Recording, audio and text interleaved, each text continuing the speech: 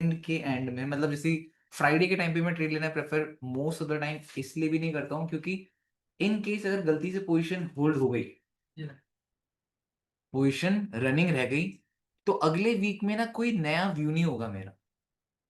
जो मेरा अगला वीक होगा ना उसमें कुछ नया प्लान नहीं कर पाऊंगा, जस्ट बिकॉज कि मेरी ट्रेड रनिंग है। ट्रेड रनिंग होने की वजह से मैं कुछ नया प्लान ही नहीं कर पाऊंगा। जो मैं अपना वीकली फोरकास्ट करूंगा उसमें भी मैं सिर्फ और सिर्फ रनिंग ट्रेड के फेवर में चीजें सोचूंगा, क्योंकि ट्रेड रनिंग है। तो इसीलिए मैंने ये प्लान करा कि बॉबी ट्रेड तो रनिंग नहीं रखनी, या कोई ट्रेड लेनी तो नहीं है। तो जैसा भी होगा उसके हिसाब से ट्रेड प्लान करेंगे अगले वीक, ठीक है। तो आज के लिए तो इस चीज को डन करते हैं। बाकी आप लोगों ने कोई ट्रेड्स ली, आप लोगों का कोई डाउट्स क्वेश्चंस, आप लोग पहले मुझे बताओ कि आप लोगों के क्या डाउट्स एंड क्वेश्चंस हैं, आप लोगों ने क्या क्या ट्रेड्स ली। बॉबी या भैया, गोल्ड में तो दिख रहा है 4 आवर के टाइम फ्रेम पे चेक किया तो वो सपोर्ट ले रहा है। सब चीज लेगी, अभी सपोर्ट लेगा, रेजिस्टेंस लेगा, कल से सपोर्ट ले रहा है ना। हम्म। अब क्यों मैंने उस पर्टिकुलर पॉइंट में अपनी ट्रेड क्लोज करी? मैं चाहता, मेरे लिए, मैंने कल भी तुम लोगों को बोला था, मेरे लिए अभी एक डिप है, 50 का जोन मेरे लिए एक डिप है। मैं यहां से अगर ट्रेड लूंगा एज अ रिटेलर माइंडसेट सोचकर, तो सोचूंगा यहां से 3550 या 3450, 3400 में टीपी एक्सपेक्ट करने बैठ जाऊंगा। क्यों? क्योंकि मेरे अकॉर्डिंग 50 एक डिप का जोन है। बट भाई मार्केट के बारे में तो सोचो, मार्केट ने क्या भी कोई स्ट्रक्चर क्रिएट करा? हम लोगों ने तो सिर्फ और सिर्फ एक इंपल्सिव ट्रेड ली, टैप करके हम बाइंग में बैठ गए। समझ पा रहे हो? तो ये काफी ज्यादा दिक्कत होती है भाई। तो मैं इन चीजों के ऊपर थोड़ा सा दूर रहता हूँ और इन चीजों थोड़ा सा अपने हाथों को साइड ही रखता हूँ। लाइक उसमें कैसे भैया 4 आवर के टाइम फ्रेम में चेक भी किया, ट्रेंड लाइन भी है, सब कुछ है, ट्रेंड सपोर्ट। लाइन है, सपोर्ट है, हाँ, रेजिस्टेंस है, फिर है, हायर लिक्विड, हाई भी सब बन रहा कुछ है, है। हायर लो भी है सब उसमें। है, मैं मानता हूँ तुम्हारी बात, सब कुछ है उस पॉइंट में। बट मेरे भाई अगेन सोचो, मार्केट के पास काफी सारे सपोर्ट्स थे, 80 से लेकर 70 से लेकर 60 से लेकर 50 से लेकर 40 से लेकर सारे सपोर्ट्स ब्रेक हुए नहीं हुए।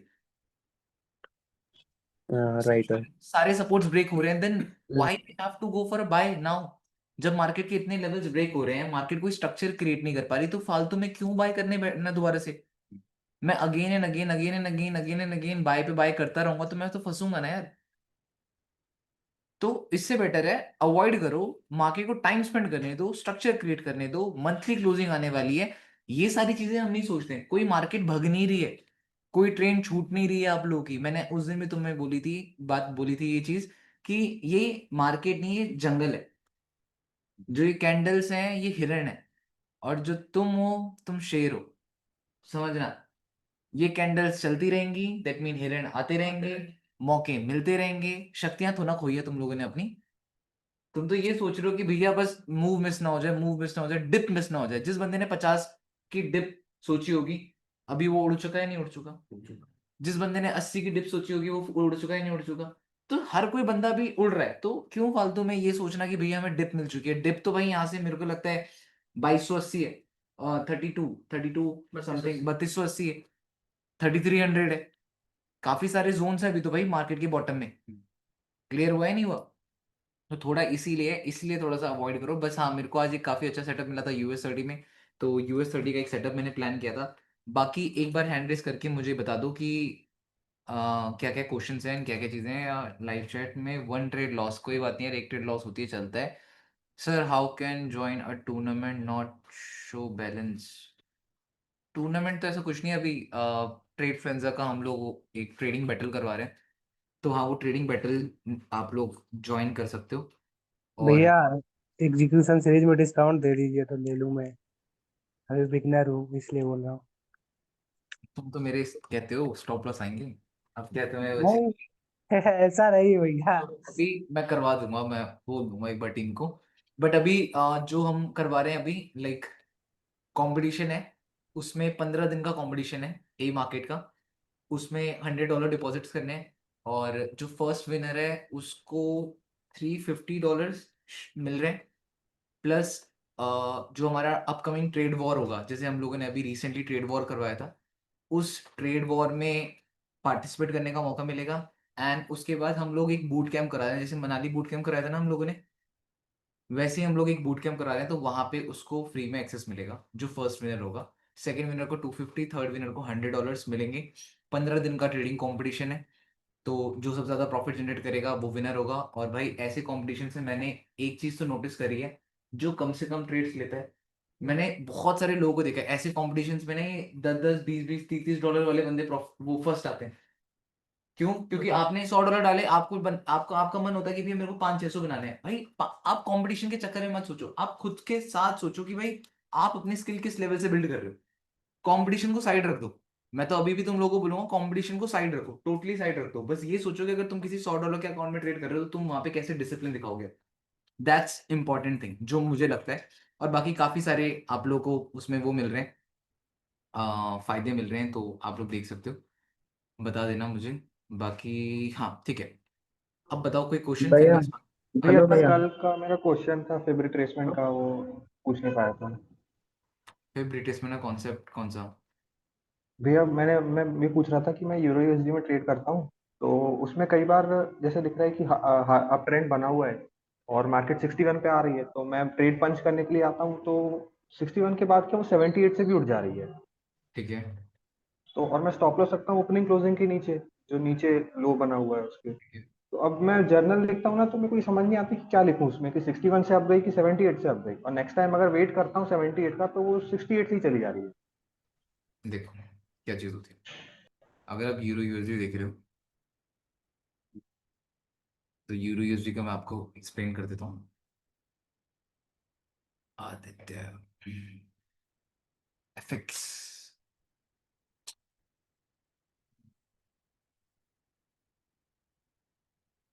एफएक्स बेचारे को घर जाना पड़ जाएगा।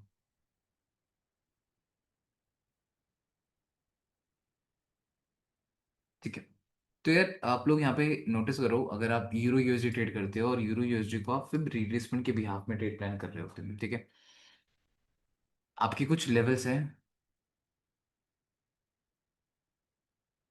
नाम दिखा नहीं मुझे, वरना इसको भी निकाल। शान माली, चलो छोड़ो हट गया। ठीक है, पता नहीं है कैसे क्या क्या तामझाम होते हैं इसमें। हाँ तो भैया यहाँ यूएस यूएस 30 एक बार एनालाइज करना। रुक जाओ, अभी टाइम कितना हो गया, 7 बज के, अब तो हो गया भैया मेरा यूएस की। क्वेश्चन पढ़ना जरा। हाँ यहाँ पे अगर आप लोग नोटिस करोगे मार्केट ने ऊपर से फॉल करा, आपने फिर रिट्रेसमेंट लगा दी, डन है।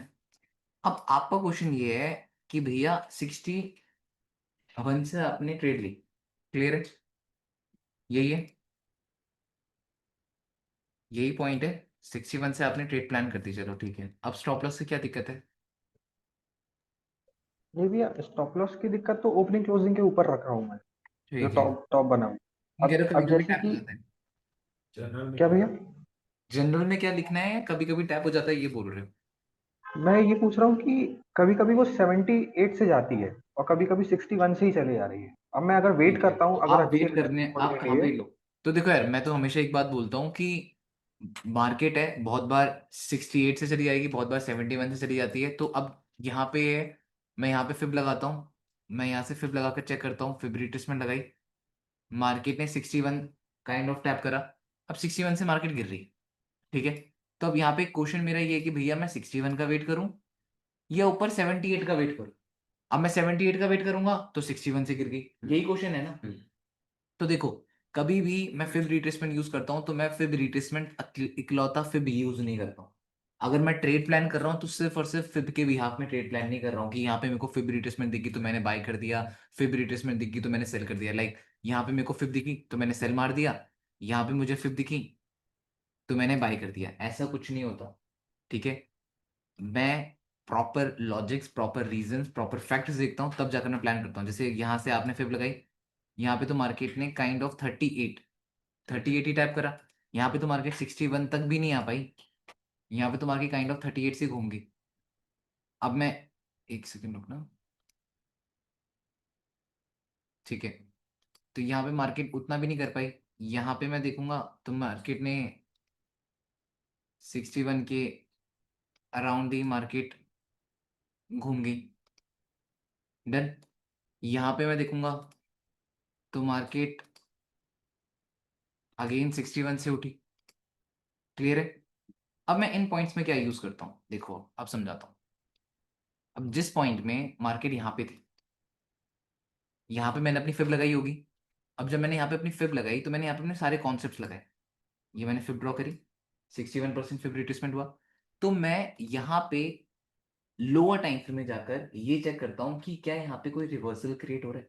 लाइक अगर ये मेरा 4 आवर टाइम फ्रेम है तो मैं प्रेफर करूंगा मेरे लोअर टाइम फ्रेम में यहाँ पे एटलीस्ट हाई लो बने, एटलीस्ट मेरे कॉन्सेप्ट लगे, इतनी बुलिश इतनी बेरिश, कोई ना कोई कॉन्सेप्ट तो लग जाए, एटलीस्ट मेरी ईएमए आ जाए, समझ पा रहे हो, विक की रिजेक्शन आ जाए, कुछ तो आए, तब जाकर मैं प्रायोरिटी भी दूं।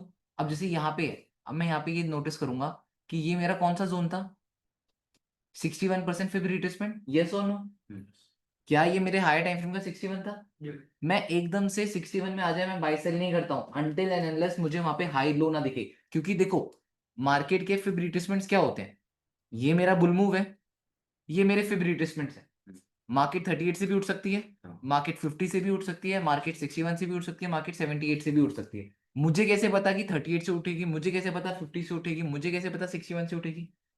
भाई मुझे ये रहता है कि जब मैं लोअर टाइम फ्रेम में आता हूं तो मैं चेक करता हूँ 38 का जोन, 50 का जोन, 61 का जोन, इन सारे जोन्स में क्या कोई लो एंड हाई बन रहा है? लाइक अगर यहाँ पे गिरी है तो क्या यहाँ पे मार्केट में लो हाई बना रही है? लो हाई बनाते समय क्या ईएमए फेवर दे रही? क्या मार्केट का यहाँ पे कोई और भी सपोर्ट है? 38 तो है सपोर्ट, बट इसके साथ मार्केट सपोर्ट है या नहीं है?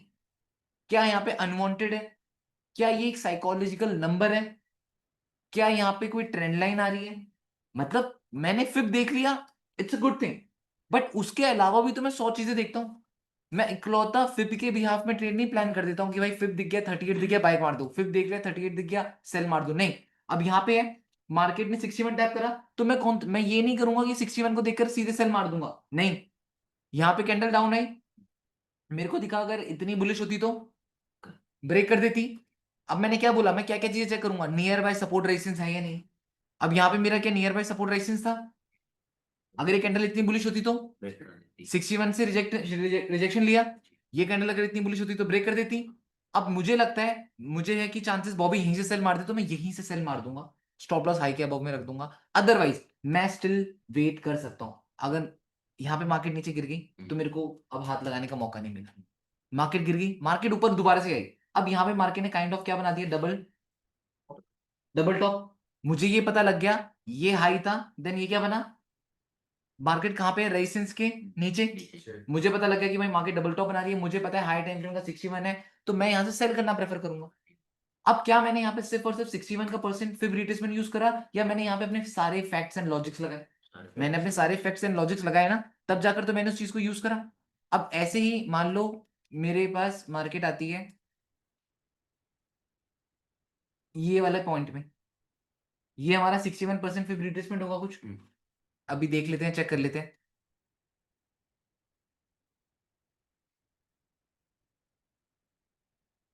4 आवर टाइम फ्रेम ही था, यस और नो? किस किसने पैटर्न, पहले ये वाला पॉइंट सबको समझ आ गया, एग्री, यस और नो? भाई तुम हाँ ना हाँ बोल दो, भैया, आ गया भैया। वैसे टाइम बर्बाद नहीं करने आए हो यहाँ पे। हाँ भैया समझ गया। क्लियर है? ठीक है। अब मुझे एक बात ये बताओ कि यहाँ पे अब ये देख लो कि यहाँ पे क्या है मार्केट की ईएमए, अब से ईएमए घूम रही, यस और नो? यस ईएमए के भैया। साथ 61% हाँ भैया। रिट्रेसमेंट था। यस अब मैं यहाँ सर। पे बता रहा हूँ ना, सिर्फ और सिर्फ फिब नहीं थी। मैं इकलौता फिब के ऊपर भरोसा नहीं करता हूँ, अगेन बता रहा हूँ। मैं बहुत सारी चीजें देखता हूँ, बहुत सारे फैक्ट्स देखता हूँ, तब जाकर मैं चीजें प्लान करता हूँ। ठीक है, तो यहाँ पे मेरी ईएमए 61 थी, मार्केट रेजिस्टेंस था, लोअर टाइम फ्रेम में डबल टॉप था, हायर टाइम फ्रेम में ईएमए थी, तब जाकर मैंने 61 को वैल्यू दी। अगर ये सारी चीजें नहीं होती मे बी मैं नहीं देता। अब यहाँ पे क्या है, मार्केट का non stop bull move, market नीचे गई, ये 61 है या नहीं है? क्या इसके बगल में अनवांटेड कैंडल है या नहीं है? क्या यहाँ पे आपको दिख रहा है? अब मुझे एक बात बताओ, पैटर्न लिक्विडिटी किस किस को पता है? सबको पता है पैटर्न लिक्विडिटी क्या होती है। जी हाँ भैया। भैया। अगर हायर टाइम फ्रेम की रिट्रेसमेंट, तो लोअर टाइम फ्रेम का क्या होगा यहाँ पे बताओ? यहाँ पे लोअर टाइम फ्रेम में क्या बनेगा, चल रिवर्सल स्ट्रक्चर बनेगा ना। जब तक स्ट्रक्चर रिवर्सल ही नहीं बनेगा तो मार्केट नीचे गिरेगी कैसे? अगर हायर टाइम फ्रेम में रिट्रेसमेंट हुई है तो लोअर टाइम फ्रेम को रिवर्सल बनाना पड़ेगा, नहीं बनाना पड़ेगा? हाँ और इस भैया। रिवर्सल को ब्रेक करने के लिए क्या एक कैंडल ब्रेक करेगी या यहाँ पे भी रिवर्सल बनेगा? बॉटम रिवर्सल में भी तो बनेगा रिवर्सल भैया। बनेगा, हाँ भैया। एग्री? जब यहाँ पे बॉटम में भी रिवर्सल बनेगा देन ओनली हम यहाँ पे काफी अच्छा बुल मोमेंटम देख सकते हैं। तो मैंने यहाँ पे अगेन रीजंस लिख दिए। जब स्ट्रक्चर बनेगा, जब मेरे सपोर्ट रेजिस्टेंस फेवर में रहेंगे, तभी तो मैं यहाँ पे बाय करूंगा। मैंने यहाँ पे अगेन क्वेश्चन, अभी ये सर्कल वर्कल मत बनाओ भाई, एक के चक्कर में मैं क्लास ही लीव कर दूंगा, इसलिए बोल रहा हूँ। ठीक है, अब यहाँ पे आप लोगों को ये चीज डन है। अब यहाँ पे आप लोअर टाइम फ्रेम में आ जाओ, 1 आवर टाइम फ्रेम में आओगे, तो यहाँ पे क्या मार्केट ने हेड एंड शोल्डर टाइप का पैटर्न बनाया या नहीं बनाया? सबको दिख रहा है नहीं हाँ दिख भैया। रहा? क्या ये हेड एंड बनाया शोल्डर किस पॉइंट में रुका है? 61%।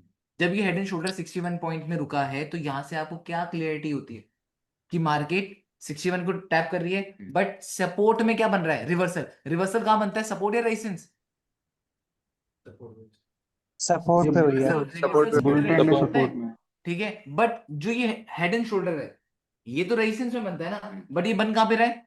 सपोर्ट में। कल ही एक चीज पढ़ाई थी मैंने, जब गोल्ड में ट्रेड ली थी कुछ दिन, कल या परसों ली थी, जब मैंने बोला था कंसोलिडेट यहां कर रहा था, स्ट्रॉन्ग बेरिश मूव सपोर्ट में दिखा रहा था। समझ पा रहे हो नहीं समझ पा रहे हो?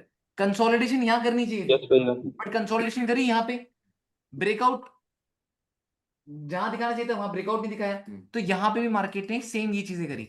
मार्केट ने सपोर्ट जहां पे 61 है उसी के पास में जो एक स्ट्रॉन्ग बेयर कैंडल दिखाई।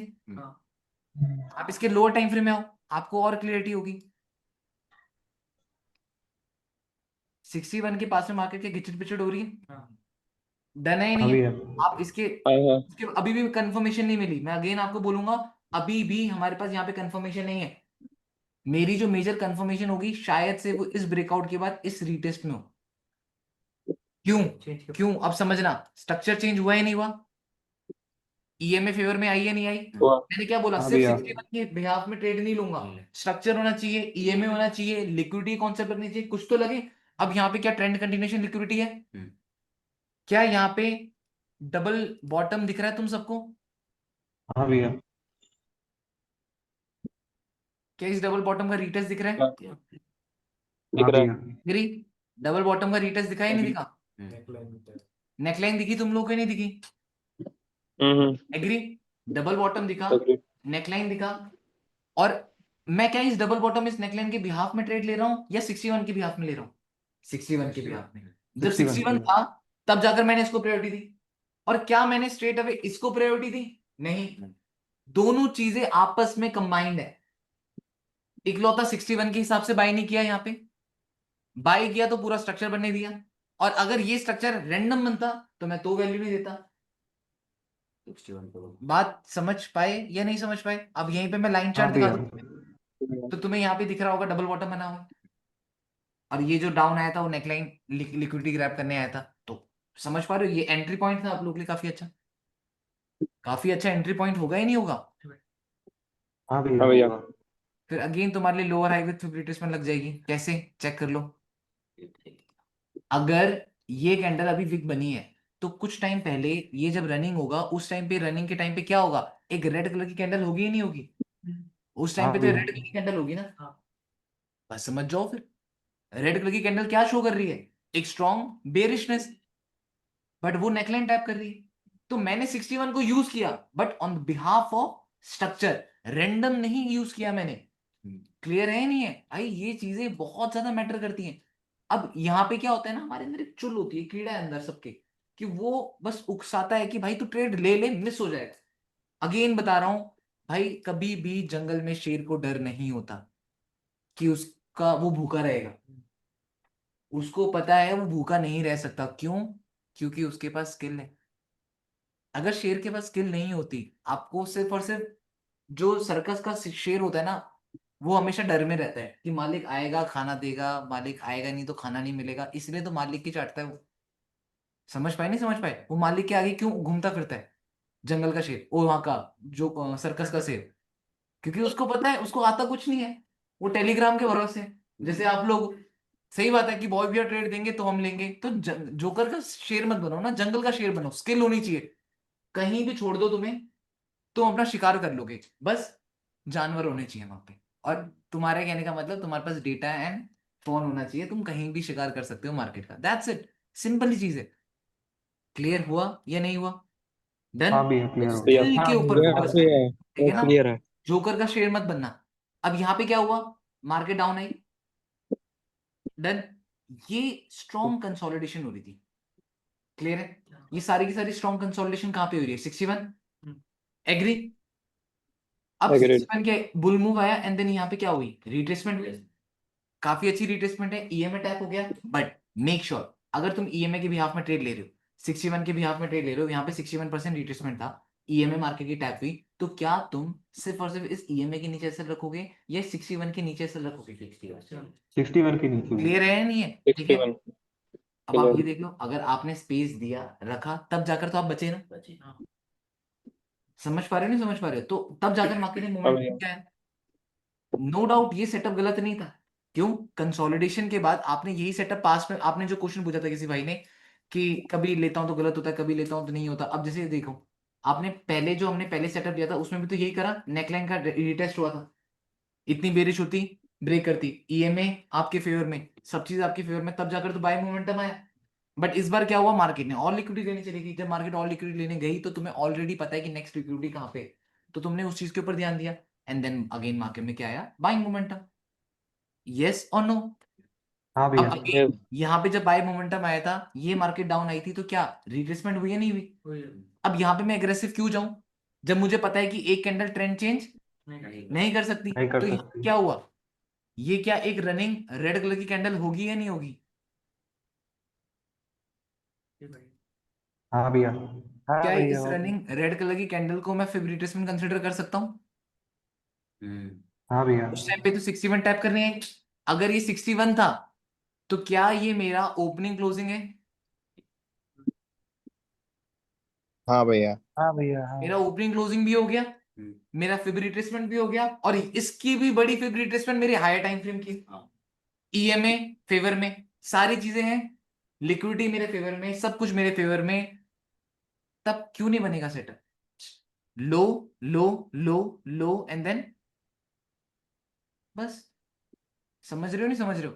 तो भाई कुछ ऐसे सेटअप्स हाँ भैया. बनते हैं, कुछ ऐसे फिप को यूज करते हैं, लिक्विडिटी का ध्यान देते हैं, जो जो एग्रेसिवनेस दिखाता है वो फंस जाता है। जितना मैंने नोटिस किया है, जिन जिन लोगों ने एग्रेसिवनेस दिखाई है मार्केट में, वो लोग फंसे हैं। जिन लोगों ने एग्रेसिवनेस नहीं दिखाई वो काफी लॉन्ग टर्म सर्वाइव कर लेते हैं मार्केट में। ठीक है। बाकी एक मैसेजेस। क्वेश्चन था. ठीक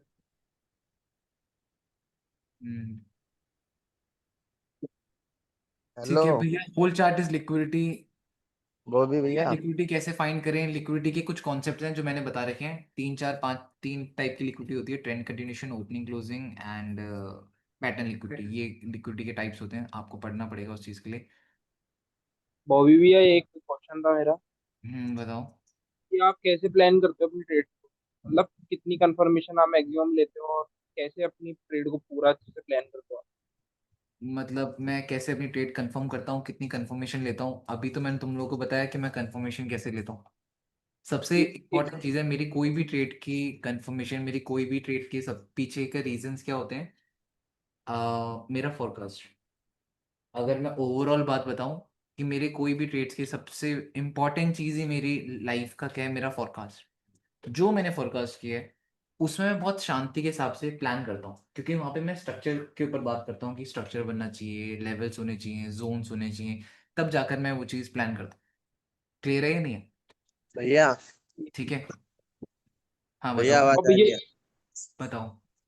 भैया ट्रेडिंग जर्नल के ऊपर वीडियो बना दो ना, कैसे लिखते हैं.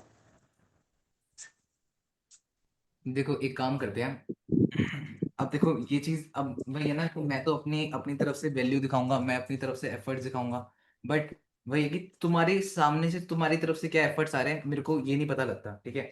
एक काम करते हैं, जो वो कंपटीशन है ए मार्केट वाला, वो कंपटीशन पता नहीं कब से स्टार्ट हो रहा है। ठीक है, तो जब से भी स्टार्ट होगा, हम एक काम करते हैं, मैं उस पूरे ड्यूरेशन में, उस 15 के 15 जितने भी दिन का कंपटीशन है, उस 15 के 15 दिन में तुम लोग को पढ़ाता हूँ।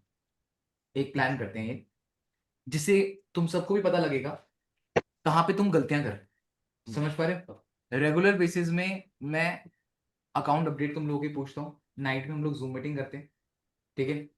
एवरी नाइट हम 15 के 15 दिन जूम मीटिंग करते हैं। ठीक है। उस जूम मीटिंग में मैं तुम्हें जनरल लिखना, तुम्हें बताना कि तुम एक लाइक अगले दिन की हमें कैसे प्लानिंग करनी है, क्या ट्रेड्स लेनी है, कितनी ट्रेड्स लेनी है, ठीक है, कैसे ट्रेड्स को मतलब तुम्हें प्रॉपर गाइड कर दूंगा कि कैसे तुम ट्रेड्स प्लान करोगे, कितने लॉट रखोगे, सो दैट इन फ्यूचर भी जब तुम अपने फंड्स में ट्रेड करोगे या जो भी चीजें होंगी, देन आई थिंक वो चीज तुम्हारे लिए हेल्प करेगी। तो मैं इतना कर सकता हूँ। इसके अलावा अब तुम ये चीज सोचोगे कि भैया ये भी कर दो वो भी कर दो, क्योंकि मेरे पास भी फिर टाइम नहीं होता, ठीक है। उस कंपटीशन के चक्कर में मैं एक पल को ये वाले हेल्प कर सकता हूँ कि आप लोग जो जो उस कंपटीशन में पार्टिसिपेट करेगा, मैं उन लोगों के लिए ट्राई करूंगा कि वो 15 के 15 दिन आप लोगों को मैं रेगुलर जितने दिन का तुम्हारा कंपटीशन है उतने दिन मैं तुम्हें रेगुलर बेसिस में क्लासेस देकर तुम्हें समझा दूंगा, आज अपडेट क्या है, क्या अपडेट क्या है, ये क्या है, वो क्या है। देन शायद से ये चीज़ आप लोगों के लिए हेल्पफुल होगी। अगर सर अगर ये भी नहीं कर सकते देन कोई बात नहीं, फिर और उसमें हम कुछ सर नहीं। सर मेरा एक स्मॉल डाउट था बताओ बताओ बताओ। कि मैं जब फंडेड अकाउंट, मेरे पास बहुत अच्छी स्ट्रेटेजी है, मैंने बैक टेस्ट कर ली है, मैंने 6 महीने उस पर वर्क भी किया है। मैं ठीक है। फंडेड अकाउंट लेता भी हूँ, 60 to 70% पासिंग फीस तक भी पहुंच जाता हूँ। लेकिन जो लास्ट जो पासिंग $20, $30 रहते हैं ना, वहां से मैं फेल कर जाता हूँ और डर जाता क्योंकि हूँ। वो $50 में तुम्हारी स्ट्रैटेजी काम नहीं करती। नहीं सर, स्ट्रेटेजी और सब काम करता है, लेकिन मेरा फियर काफी बढ़ जाता है खोने का या यहाँ से हारने का। Just believe on your strategy, फिर एक बंदा रख लो अपने पास, उसको स्ट्रैटेजी बताओ, उसे ट्रेड एग्जीक्यूट कराओ, तुम सोचो ही मत, नंबर ही क्यों देख रहे हो। अब आप जिस हिसाब से अपनी ट्रेड करते हो अपनी स्ट्रैटेजी के अकॉर्डिंग ट्रेड करो। आप नंबर्स के टारगेट मत सोचो, टारगेट ही मत सोचो, मैं तो इतना बोल रहा हूँ, टारगेट मत सोचो, ठीक है। जस्ट अपने स्ट्रैटेजी को बिलीव करो। जब तक तुम्हें मेल ना आ जाए congratulation you have successfully pass phase 1, तब तक तुम ट्रेड करते रहो, अपनी स्ट्रैटेजी यूज करते रहो। फियर तो तब आता है ना जब तुम्हें दिखता है नंबर। सर हाँ, फियर तो तब है। तुम 10% का सोचो ही मत, जस्ट अपनी स्ट्रैटेजी को यूज करते रहो, अपने कॉन्सेप्ट लगाते रहो, ट्रेड करते रहो। और रिस्क मैनेजमेंट सर कैसे बढ़िया करे? जब तुम अपने अकाउंट को वहां तक लेके जाते हो तो रिस्क मैनेजमेंट के थ्रू तो लेके जाते होगे। रिस्क स्ट्रैटेजी, में अगर रिस्क स्ट्रैटेजी एक इकलौती चीज नहीं होती, स्ट्रैटेजी अगर होती है तो वो विद रिस्क मैनेजमेंट ही होती है। अगर तुम्हारे पास कोई स्ट्रैटेजी है तो उसके साथ भी उसका कोई रिस्क मैनेजमेंट तो होगा ही ना। सर रिस्क मैनेजमेंट तो मैं करता हूँ, लेकिन स्ट्रेटेजी के अकॉर्डिंग नहीं, मैं थोड़ा हाई रिस्क कभी कभी ले लेता हूँ। तो कभी कभी वाली चीज तो कभी कोई स्ट्रैटेजी होती ही नहीं। If you are talking like कभी कभी कोई स्ट्रैटेजी नहीं होती। समझ पा रहे हो? स्ट्रैटेजी के कुछ रूल्स होते हैं, वो फिक्स होते हैं, वो कभी कभी वाले नहीं होते। कभी हाई कभी लो, कभी हाई कभी लो रिस्क कोई स्ट्रैटेजी नहीं कहती। या तो कहती है हाई रिस्क या तो कहती है वो लो रिस्क। ठीक है नहीं। बॉय भैया, लाइव ट्रेड के लिए कौन सा ब्रोकर बेस्ट है? यार ए मार्केट में अभी कर लो, ठीक है, उसमें कंपटीशन भी है और उस कंपटीशन में पार्टिसिपेट भी कर लो और तुम जीत भी जाओगे तो वो ज़्यादा बेटर रहेगा मेरे हिसाब से। और उसमें मैंने तुम लोगों को बोल भी दिया कि मैं उसमें तुम लोगों को जितने दिन कंपटीशन है उतने दिन मैं रोज जूम मीटिंग्स करके तुम लोगों को गाइड भी कर दूंगा, सो दैट तुम लोगों की हेल्प हो जाएगी। इतना मैं अपनी तरफ से कर सकता हूँ। और अगर तुम लोग कर सकते हो तो वेल एंड गुड है तुम लोग। ठीक है, हेलो। बताओ। हाँ बॉबी भैया, एक्सनेक्स के बारे में जरा बताना, क्या हो गया कुछ? यार न्यूज़ रिपोर्टर थोड़ा ना हूं मैं यहाँ पे कि एक्सनेस के बारे में बताऊँ। एक्सनेस ठीक है, जो भी है चल रहा है, उड़ गया, पता नहीं क्या हुआ क्या उसके साथ, जो भी वो ये सब है। कंपटीशन होगा। यार देखो, पता है मैं एक बात तुम्हें बताता हूँ कि यहाँ पे कोई भी ब्रोकर है कुछ भी है, जब तक तुम्हारे पास रिस्क लेने के लिए पैसा नहीं है मत डालो। समझ पा रहे हो? तो आज नहीं तो कल उसने जाना ही था। अभी भी है, लोग कर रहे हैं ट्रेड, तो इसमें मैं कोई कमेंट्स नहीं कहना चाहता हूँ। किसी के लिए बेस्ट है किसी के लिए बेकार है। तो सर, मुझे एक क्वेश्चन क्वेश्चन था था मेरा। मेरा। जिनको मैं रिकमेंड करता हूँ, मैं जो मैं खुद कर रहा हूँ मैं उन्हीं को रिकमेंड कर सकता हूँ। मैं एक्सएम एंड ई मार्केट करता हूँ तो मैं उनको रिकमेंड कर सकता हूँ। उसके अलावा मैं जो करता ही नहीं तो मैं उसके बारे में ना कोई गलत बोल सकता हूँ ना उसके बारे में अच्छी चीजें बोल सकता हूँ। अगर कर रहा होता तो बोलता मैं तुम्हारे उसके बारे में भी। भैया, अदरवाइज अभी कंपटीशन में ज्वाइन कैसे करें? यार मैं तुम लोगों को टेलीग्राम में लिंक प्रोवाइड कर देता हूँ, ठीक है। प्रॉपर मुझे एक क्वेश्चन कैसे उसमें रजिस्ट्रेशन करना है और क्या क्या चीज़ें करनी है, फिर रहेगा तो मैं वो कंपटीशन वाला ग्रुप होगा उसमें तुम लोगों को ऐड करवा दूंगा। और जब तुम कंपटीशन वाले ग्रुप में ऐड हो जाओगे देन उसमें रेगुलर 15 के 15 दिन क्लासेस मैं तुम लोगों को दे दूंगा। नाइट के टाइम पे मॉर्निंग के टाइम पे किसी भी एक टाइम पे तुम लोगों को क्लासेस दे दूंगा, जिसमें मैं तुम्हें प्रॉपर एक पहले मॉर्निंग में बता दूंगा कैसे ट्रेड करनी है, किस हिसाब से मार्केट को देखना है, शांति से कैसे ट्रेड करना है। भले ही तुम ट्रेड ना लो, 15 दिन अकाउंट को सरवाइव ही कर लो, ये भी एक अपने में विनिंग है भाई। 15 दिन तुम 0.01 से ट्रेड करो। मैं तो ये भी नहीं कह रहा हूँ कि तुम वहां पे 0.10 लॉट खोलो, 0.20 खोलो, 0.30 खोलो, मत खोलो भाई। अगेन 0.20 0.30 नहीं खोलना तुम्हें, 0.01 0.02 से ट्रेड करो, ज्यादा से ज्यादा पिप स्केच करो, ठीक है। तो और उसमें तुम लोग सोचो, कम से कम ट्रेड्स करने में भी अगर तुम लोग जीत रहे हो, तुम्हें ट्रेड वॉर में आने का चांस मिल रहा है, ठीक है, जिसमें तुम्हें ट्रेड वॉर की कोई फीस नहीं देनी पड़ रही। फिर जो बूट कैंप हो रहा है, जो भी हम बूट कैंप करेंगे, तो तुम्हें उसकी कोई फीस देनी नहीं पड़ रही, ठीक है, ऊपर से $350 जीतोगे। तो ये तो विन एंड विन ही है। तो बस ये चीज ट्राई कर लो। बाकी वरना तो ये गिव अवेज जो भैया एक होते हैं। क्वेश्चन था। हाँ बताओ। अरे, भैया दो दो पेयर कैसे मैनेज करें, दो मतलब दो एक अकाउंट में दो दो दो दो पेयर पेयर्स कैसे मैनेज करें पेयर्स एक कैसे अकाउंट मैनेज करें? दो दो पेयर्स में, एक अकाउंट में? एक अकाउंट में दो पेयर्स कैसे मैनेज करें? इजीली मैनेज कर सकते हो, उसमें कोई बड़ी बात थोड़ी ना है। ट्रेड मेरे को नहीं लगता भाई, ऐसे लो टीपी लगाओ, लॉट साइज कंफर्टेबल वाला रखो जिसके साथ तुम कंफर्टेबल हो सको, देन आई डोंट थिंक कि कोई प्रॉब्लम हो सकती। अगर लॉट साइज कंफर्टेबल वाला है, देन फिर इसमें दिक्कत ही क्या है? नहीं भैया, दो दो पेयर का लॉस है, मतलब एक ही अकाउंट में। मैंने वही बात बोली ना, दो पेयर का लॉस। अगर एक बात समझो, एक एक एक पेयर में मेरे को ये बताओ, एक पेयर में लॉस कितना ले सकते हो?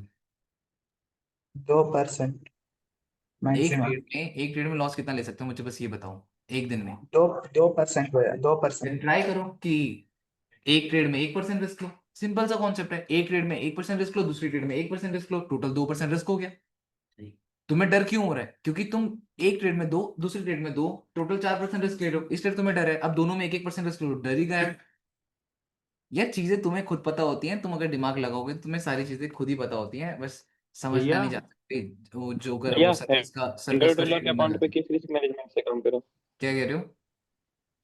$100 के अकाउंट पे कितने रिस्क मैनेजमेंट से काम मैं करें? समझा दूंगा सारा का सारा उस टाइम पे, ठीक है। वो भी मैं एक मेन बार देख क्वेश्चन है, मैं बहुत एक बार टाइम से मैं मैं एक बार ये परेशान देख हूँ लूँ, इस चीज़ मैं से। एक बार ये देख लूंगा कितने बंदे हैं उसमें, एंड फिर उसके हिसाब से मैं तुम लोगों को वहीं पे समझा दूंगा कि कितने लॉट ओपन करने हैं, कैसे ओपन करना है, क्या ट्रेड प्लान करना है, क्या रोड मैप रखना बॉबी है, भैया गोल्ड का क्या लग रहा है अभी फिर जिससे आपका? मेरा तुम भी लोग ऐसा की लग गया यार। जिससे तुम लोग की स्किल भी बिल्ड हो, ठीक है। तो थोड़ा हम उस चीज़ के ऊपर ध्यान रखेंगे। ये सर एक जर्नलिंग के क्वेश्चन। बारे में कुछ बताओ कि हम ट्रेडिंग जर्नल में अपनी साइकोलॉजी को कैसे उतारें, ट्रेड लेने के तुरंत बाद हमें किस तरीके से उसको नोट डाउन करना है, किस क्या क्या पॉइंट्स होने चाहिए उसमें, जिससे हम वो मिस्टेक वापस रिपीट ना करें। ट्रेडिंग जर्नल, ये ट्रेडिंग, ये ना बहुत बड़े कॉन्सेप्ट हैं। मतलब ये ट्रेडिंग जर्नल कैसे लिखना, रोड मैप कैसे बनाना, ये तुम 2 मिनट की वीडियो, ये 5 मिनट की जूम मीटिंग में।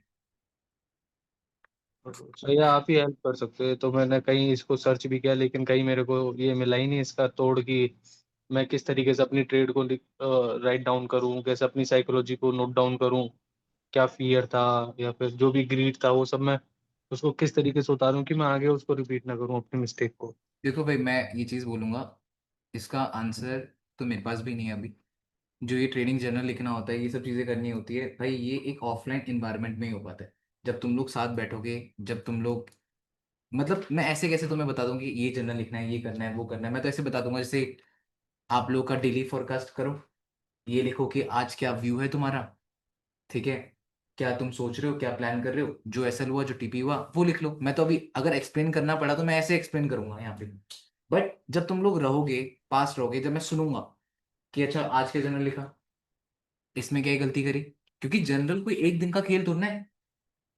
जनरल तो आपको पूरा टाइम लगाता है, आपको टाइम लगवाएगा जनरल, प्रॉपर इतना टाइम लगवाएगा कि हाँ, आपको हफ्ते भर महीने भर में पता लगेगा कि हाँ एक्चुअल जनरल क्या होता है।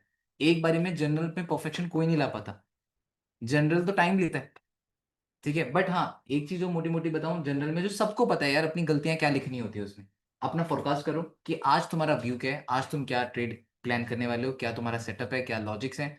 उसके बाद ट्रेड पंच करते समय अपने लॉजिक लिख लो कि मैं ट्रेड पंच करने जा रहा हूँ इस लॉजिक के बिहाफ, और जो लॉस होगा, जो प्रॉफिट होगा, उसके बाद उस लॉस एंड प्रॉफिट को लिख दो। तो यही मेरे जनरल होते हैं यार, इसके अलावा कुछ नहीं होता। बट हाँ, वो प्रैक्टिस होता है कि आप जब जितना प्रैक्टिस करते रहोगे, करते रहोगे, करते रहोगे, उसके हिसाब से तुम्हारा जनरल और ज्यादा परफेक्ट बनने लगता है।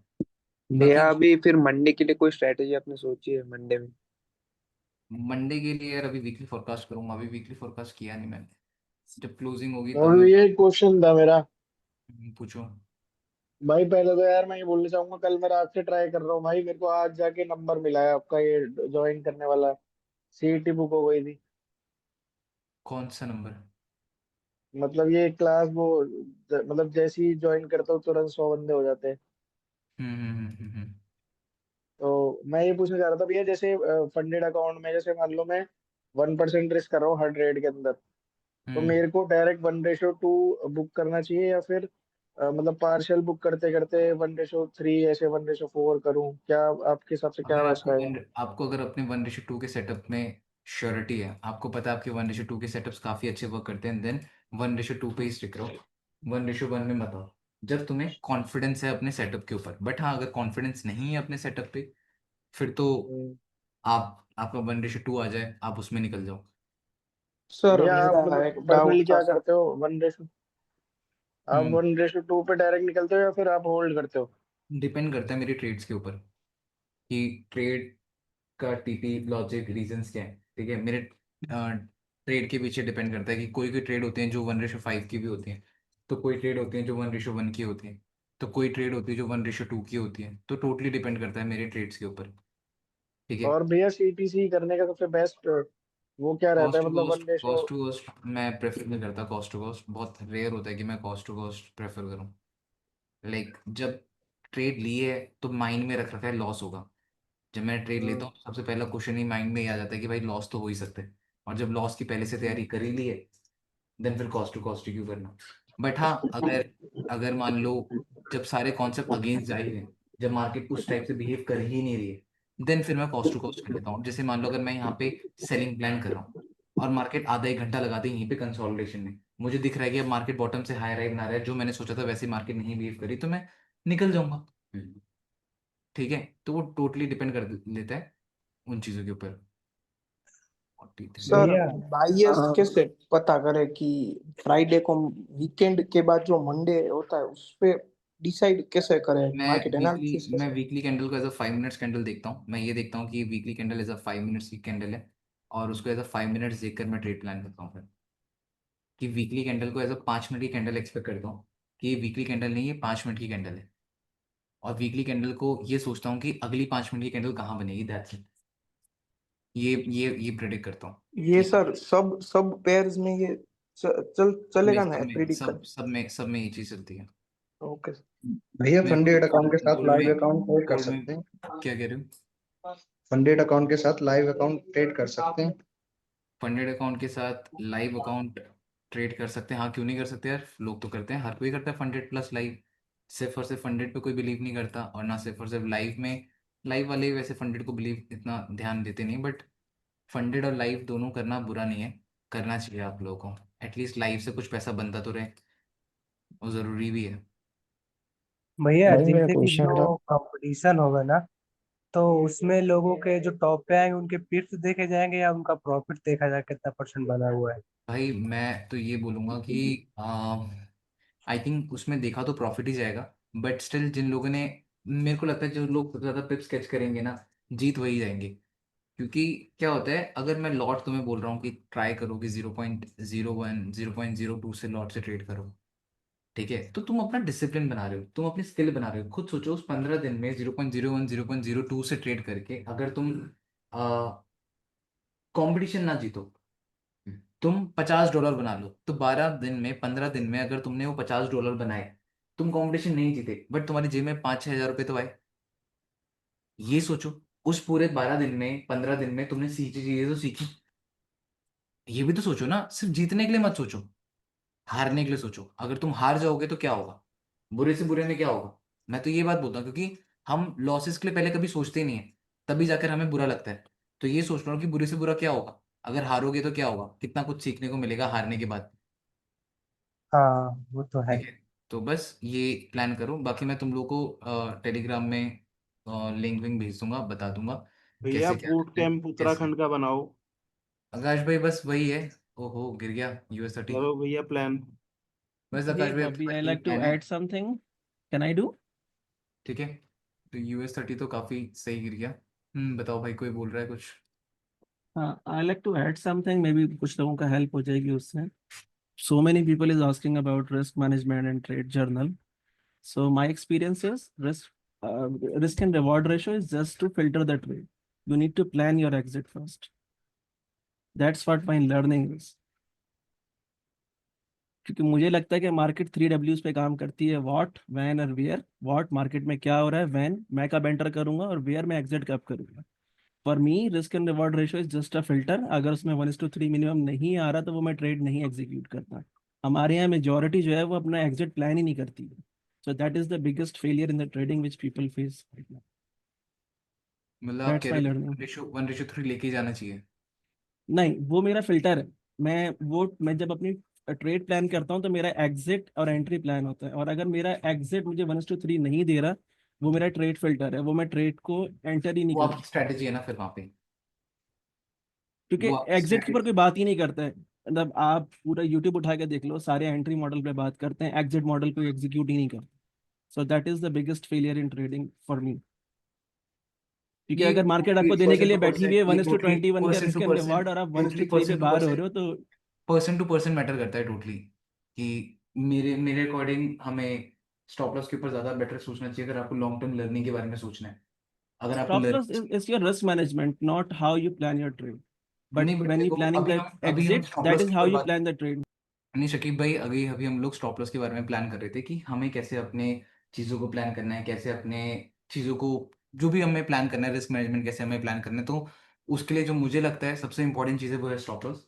ठीक है, एज अ बिगिनर प्रॉफिट के बारे में But मत सोचो. how you plan your stop loss, that is also equally important, right? तो So मैं from हम my learning, there are like two models, like आपको three model आपको in the आपको market. आपको अभी ट्रेडिंग में कितना एक्सपीरियंस है?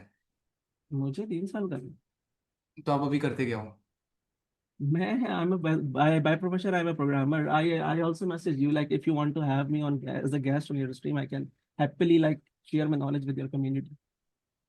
I नहीं, also share you some trades on Instagram as well. Just have a look and you will know how I trade. चलो बढ़िया. देखो यार, सबकी अपनी अपनी स्किल है, सबके अपना अपना एक्सपीरियंस है ना. तो वो तो चीज़ें हटाओ आप, है ना, जो भी चीज़ें अच्छा, हैं रिस्क सब रिस्क अपना रिस्क अपना. मैनेजमेंट के रिस्क मैनेजमेंट के अराउंड एक चीज मैं थ्रो कर देता हूँ. देखो, रिस्क मैनेजमेंट के 2 ही मॉडल हैं, एक फिक्स मॉडल अच्छा होता है और एक ब्रदर, डायनामिक अभी मॉडल होता अभी अभी अभी आप इस चीज़ को पॉज कर दो. है. ओके. ठीक है.